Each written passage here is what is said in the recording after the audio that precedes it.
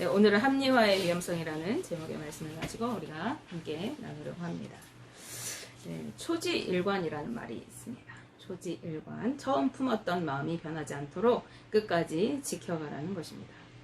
우리가 어떤 일을 할 때 처음에 먹었던 마음, 또 혹은 누구와의 관계를 맺을 때 처음 가졌던 마음을 변하게 되어질 때 그 하려던 일이 처음에 가려던 그 방향과 다른 방향으로 가게 되거나 혹 상대방하고 관계가 어그러지게 되기 때문에 경계하는 말일 것입니다.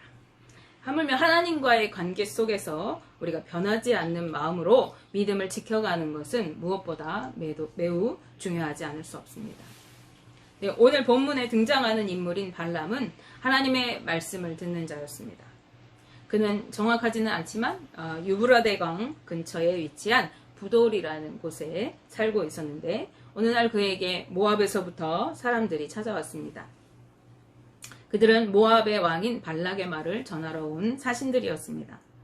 모압은 요단강 접경 인근 지역에 위치한 그러한 지역이어서 이제 그 요단강을 건너 가나안으로 향해서 가고 있는, 전진해 가고 있는 이스라엘 민족이 반드시 거쳐야 하는 땅이었습니다.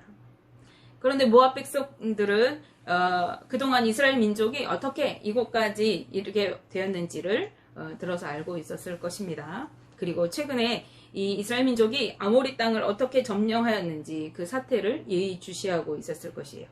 따라서 이 모압에 있는 백성들은 이 모압 평지에 진을 치고 이제 가나안 가기 위해서 정비하고 있는 이 이스라엘 민족들이 여간 신경 쓰이는 것이 아니었습니다.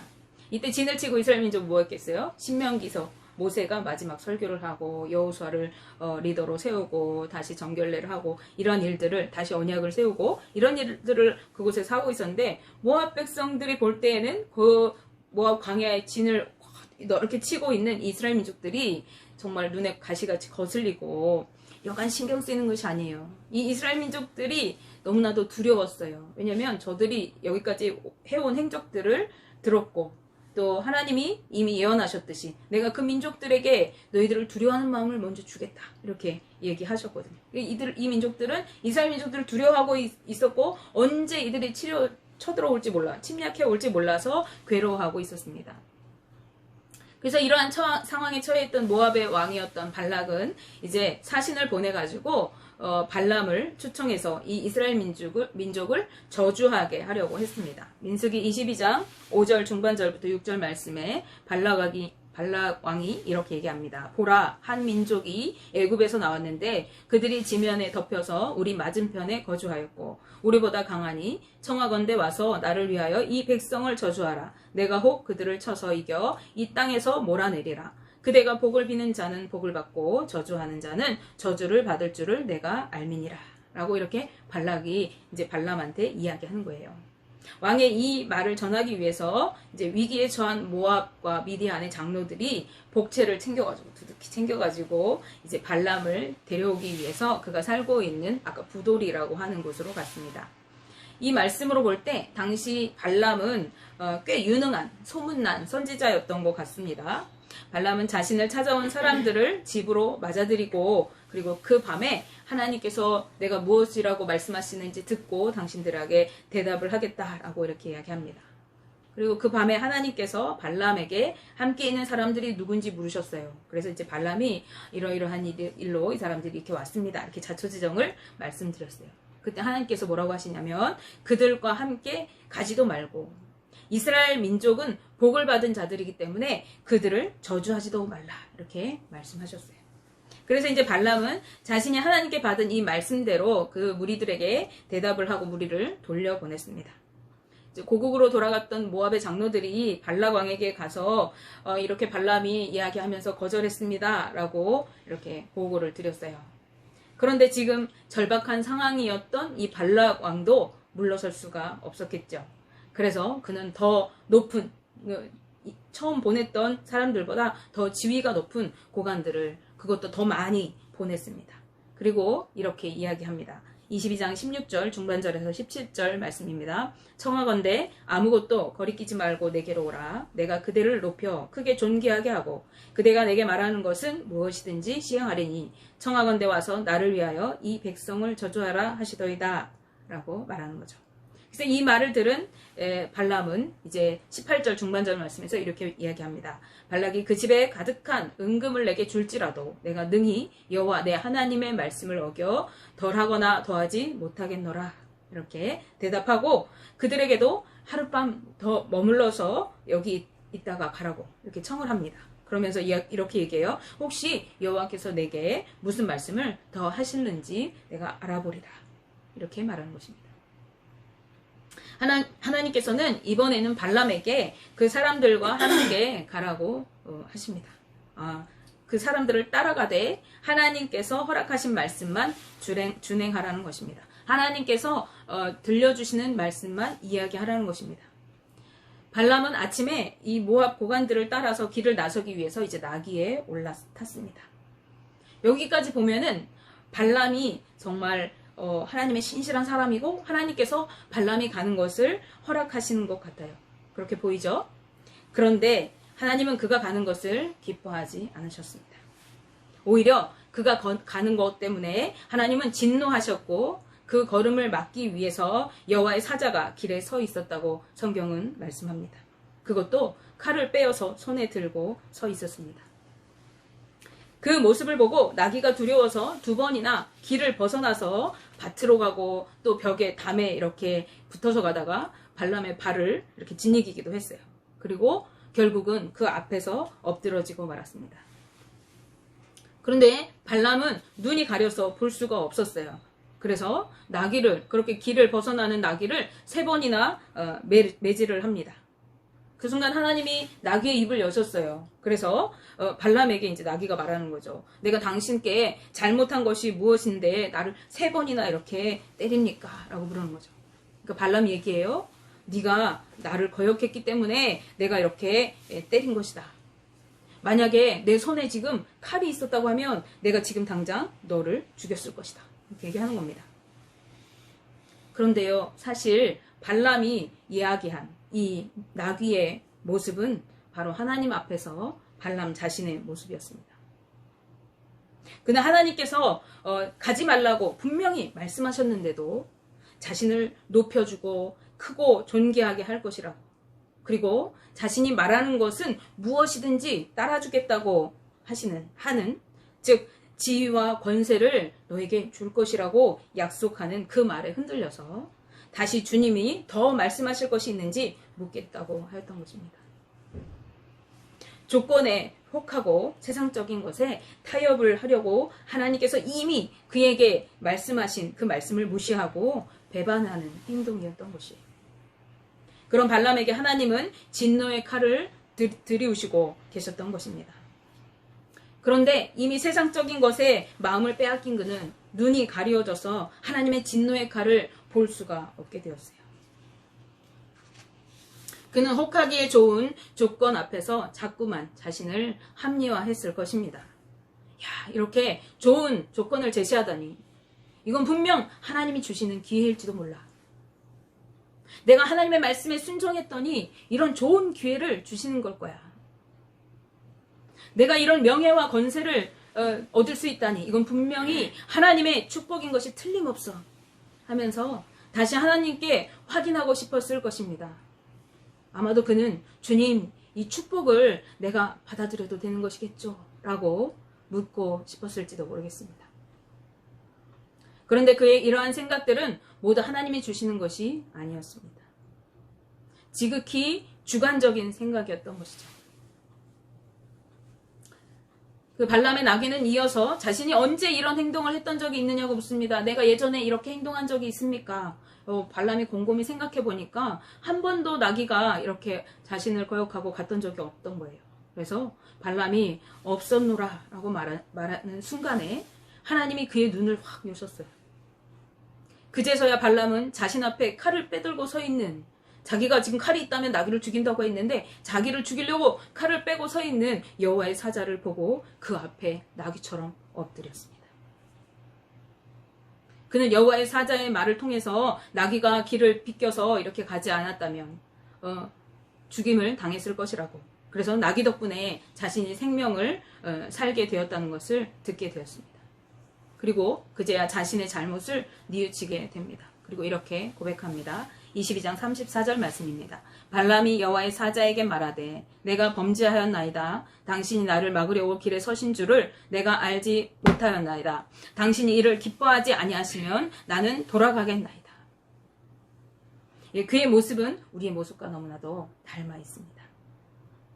우리는 내 생각을 하나님이 주신 생각인 것처럼 받아들이고 그것을 합리화할 때가 있습니다. 하나님은 이미 우리에게 안 된다라고 하셨는데도 그럴듯해 보이고 좋아 보이는 그런 환경이 있을 때 그것을 향해서 우리의 마음이 끌리고 그곳으로 가게 되어집니다. 그러면서 이렇게 합리화하는 거죠. 이거는 분명히 주님이 주신 마음일 거야. 주님께서 내게 응답해 주셨어. 이렇게 스스로를 다독입니다. 그러나 이내 일이 잘 되지 않으면 실망하고 실족합니다. 불평하고 분을 품습니다. 갑자기 말을 잘 듣던 나귀가 말을 안 들어주자 그를 때리고 칼이 있었다면 내가 너를 죽일 것이다 라고 하는 발람처럼 우리는 그 일이 잘 풀려 내가 이 마음이 이렇게 있어서 이게 하나님 주신 마음인데 내가 이쪽으로 갔는데 잘 안 풀리네. 그럼 그때 분을 품고 내가 왜 순종했는데 이렇게 되지 일이? 분을 품고 불평을 한다는 것입니다. 그리고 이게 아닌가? 내가 잘못 온 건가? 내가 하나님의 응답을 잘못 받았나? 이렇게 생각하면서 쉽게 그것을 놓아버립니다. 이러한 우리의 합리화적인 습성을 가지고 있는 믿음은 우리의 신앙에 좋지 못한 영향을 끼칩니다. 혹시 여러분에게 이런 모습, 이런 믿음 생활을 해오는 습관들이 있으시다면 다시 한번 주님 앞에 엎드리는 시간을 갖기를 바랍니다. 저도 마찬가지예요. 오늘 발람은 주님 앞에 엎드렸습니다. 주님이 원치 않으시면 내가 돌아가겠다고 하는 것입니다. 우리는 주님께 범죄했을 때 죄를 깨닫는 그 즉시로 죄를 고백해야 합니다. 그리고 회개하고 그 자리에서 돌이켜야 하는 것입니다. 여호와의 사자는 세상적인 유혹에 쉽게 넘어가는 발람을 다시 한번 경계하시면서 하나님께서 주시는 말씀만 선포하라고 당부하였습니다. 그런 뒤에 다시 길을 가게 허락하여 주셨습니다. 한편 발람이 올 것이라고 하는 그 소식을 들은 발락은 어떻게 했어요? 발람이 드디어 온대요. 이제 그를 맞으러 그 모압 변경까지, 그러니까 변두리까지 막 마중을 나갔어요. 그리고 그를 영접해 왔습니다. 왜 이제 왔느냐고 그를 막 두 손 들어 환영했겠죠. 그리고 소와 양을 잡아서 발람과 그를 데리러 갔던 그 자신의 고관들을 아주 거하게 융숭하게 대접을 합니다. 그렇지만 하나님의 사자를 만났던 발람은 이제 이전보다도 더 하나님 앞에서 자신은 아무 능력이 없다고 말할 수밖에 없었죠. 자신에게 너무 기대가 부풀어 있는 이 발락 왕에게 발람이 이렇게 얘기해요. 22장 38절 말씀입니다. 발람이 발락에게 이르되 내가 오기는 하였으나 무엇을 말할 능력이 있으리까? 하나님이 내 입에 주시는 말씀 그것을 말할 뿐이니이다. 이렇게 이야기합니다. 다음날 아침에 발락 왕이 발람을 데리고 자신의 섬기는 바알의 산당으로 이제 올라갔어요. 그리고 이스라엘 민족을 저주하기를 기다렸죠. 그곳에서 발람은 이스라엘 백성들의 그 광야에 펼쳐놓은 쫙 펼쳐진 진을 보았습니다. 그리고 그곳에 제단을 7개 쌓으라고 해요. 그리고 소와 양을 각각 7마리씩 잡아가지고 그곳에 제물을 드려 제사를 드리도록 해요. 그리고 왕이 제단 앞에서 이렇게 제사를 드리는 동안에 자기는 언덕길로 올라갑니다. 그리고 하나님이 그곳에서 뭐라고 하시는지 하나님의 말씀을 듣기를 구하는 거죠. 이제 하나님께서 그에게 말씀을 주시고 그는 첫 번째로 이스라엘 향해서 이렇게 예언합니다. 23장 8절에서 10절 말씀인데요. 하나님이 저주하지 않으신 자를 내가 어찌 저주하며 여호와께서 꾸짖지 않으신 자를 내가 어찌 꾸짖으랴. 내가 바위 위에서 그들을 보며 작은 산에서 그들을 바라보니 이 백성은 홀로 살 것이라. 그를 여러 민족 중에 하나로 여기지 않으리로다. 야곱의 티끌을 누가 능히 세며 이스라엘 4분의 1을 누가 능히 셀고 나는 의인의 죽음을 죽기 원하며 나의 종말이 그와 같기를 바라노라. 아멘. 이스라엘의 티끌도 어느 누구가 셀 수 없을 만큼 아주 거대하게 될 것이고 다른 여러 민족과 그 중에 하나와 같이 되는 것이 아니라 홀로 유일하게 살아남을 민족이다라고 이렇게 축복한 것입니다. 발람은 오히려 이스라엘 민족을 축복했습니다. 그런데 발락 왕은요, 이 발람이 이렇게 축복을 하니까 저 발람이 저 이스라엘의 광대한 진영을 보고 너무 그 규모가 크기 때문에 겁을 먹어서 저주하는 대신 축복했구나라고 생각했어요. 그래서 다른 곳으로 데리고 갑니다. 소빔들에 있는 비스가라고 하는 그 언덕 꼭대기로 그를 데리고 갔습니다. 그곳에서 그들은 다시 조금 하나님 앞에 제단을 똑같이 쌓고 또 하나님의 음성을 기다려요. 근데 그곳으로 발락 왕이 발람을 데리고 간 이유는 네가 너무 진영을 다 봤기 때문에 두려워서 그러니까 이제 이스라엘 조금만 보이게 그곳으로 가서 네가 거기에서 저주를 하자 이렇게 한 거죠.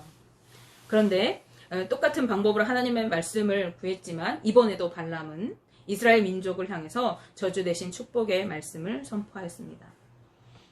발람의 예언에 의하면 여호와 하나님이 그들과 함께 계시기 때문에 야곱을 해할 점술이 없고 이스라엘을 해할 복술이 없습니다 라고 이렇게 얘기해요. 어떠한 저주의 주술이나 어떠한 점괘나 이런 걸로 하나님이 함께 하시는 저 이스라엘 민족들을 절대 이길 수가 없습니다 라고 그 이스라엘 향해서 두 번째 축복의 예언을 한 다음에 이렇게 얘기하는 거죠. 화가 난 발락은 이제 너 그러려면 축복도 저주도 다 하지 마 라고 얘기합니다. 그런데 발락 왕은 발람은 하나님께서 나에게 말씀하신 것을 그대로 내가 하지 않을 수 없다. 내가 전에 이곳에 올 때 이렇게 할 것이라고 말하지 않았느냐라고 얘기합니다.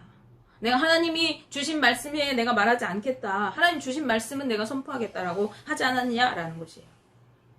그래서 이제 발락은 한 번 더 발람을 데리고 다른 곳으로 올라갑니다. 부올 산꼭대기로 올라갔어요. 혹시 하나님께서 그곳에서는 이스라엘을 향해 저주하는 것을 기뻐하실지 모르니 우리 한 번 더 갑시다 라는 거예요. 그것은 광활한 모압 광야가 펼쳐져 있고 내려다 보이는 그러한 곳이었습니다.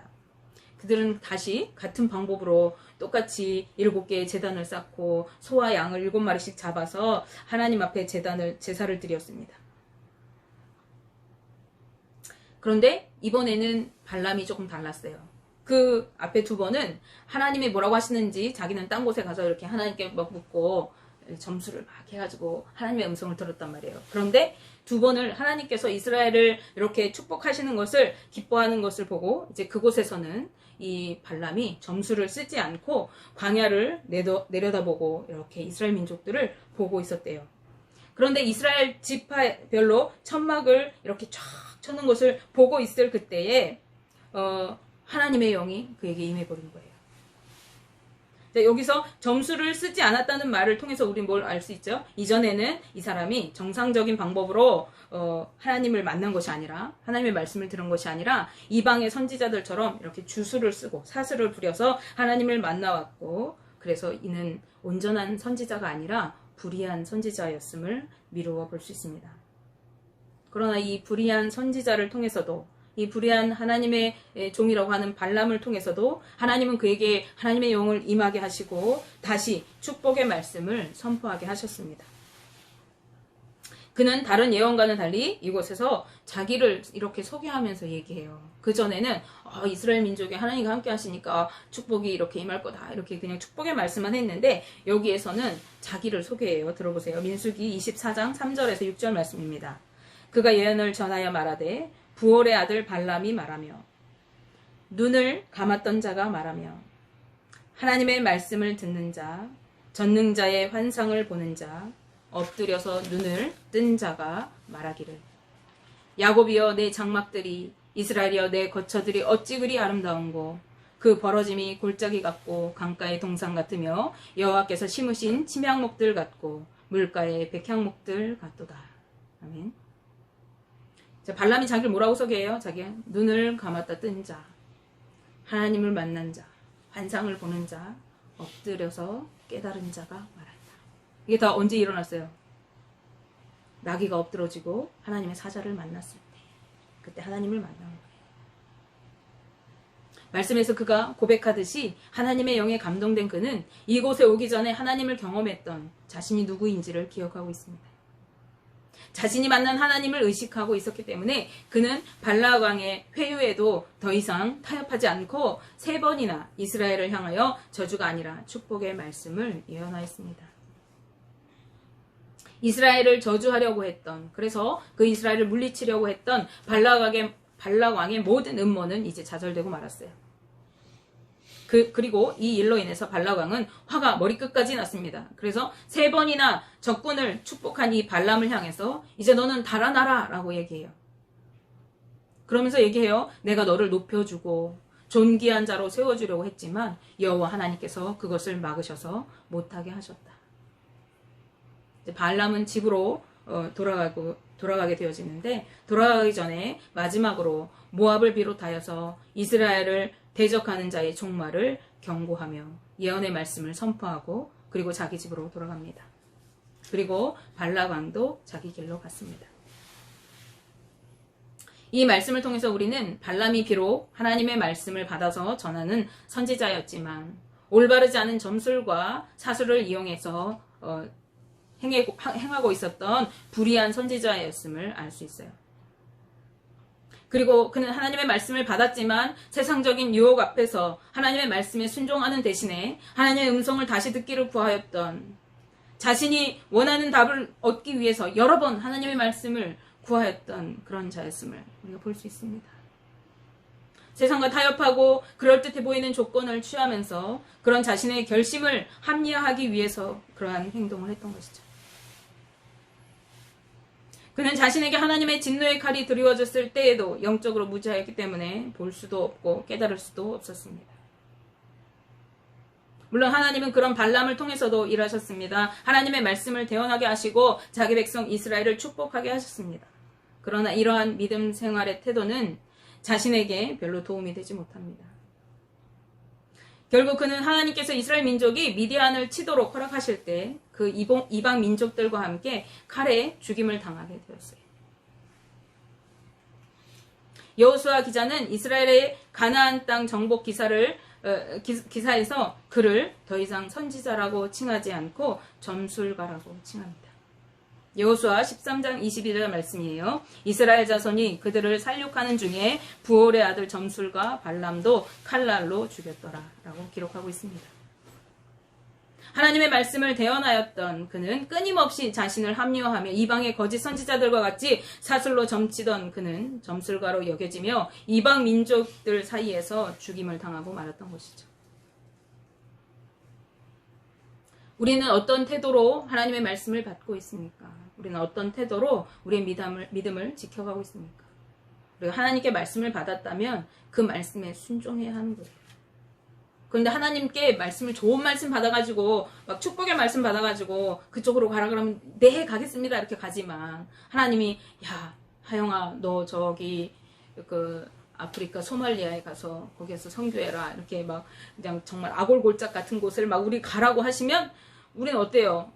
가긴 가야 될 것 같은데 이거 정말 가기 싫어요. 근데 또 눈앞에 다른 곳이 막 보이는 거죠. 눈에 정말 승승장구할 것 같고 잘 나가는 길이 막 보이는 거예요. 저 길도 정말 탐스럽고 보암직한데 하나님 또 이쪽으로 소말리아로 가라 그러시네. 그러면 어떻게 해야 돼? 하나님 내가 저 길로 가면 안 될까요? 우리 또 다시 그것을 위해서 기도하죠. 하나님이 이미 이쪽으로 가라고 하셨는데 하나님 저기가 더 좋아 보여요. 저기가 더 안전해 보이잖아요. 하나님 내가 저기로 가면 안 될까요? 저기로 가면 내가 진짜 하나님 앞에 충성할 것 같은데 이렇게 하나님 앞에 기도하면서 하나님 뜻을 돌이키시기를 우리는 하나님을 설득하기 위해서 기도하고 있지 않은가요? 그동안에 우리가 이렇게 신앙생활 했다고 하면 우리는 다시 한번 우리의 신앙을 점검해야 할 때입니다. 원하기는 우리 동성교회 가족들 모두가 말씀 앞에 어린아이와 같이 순전한 믿음으로 말씀 앞에 서서 순종하며 주님께 받은 그 말씀 끝까지 흔들리지 않는 믿음으로 주님의 구원을 이루시며 살아가게 되시기를 주님의 이름으로 축복하며 기도합니다.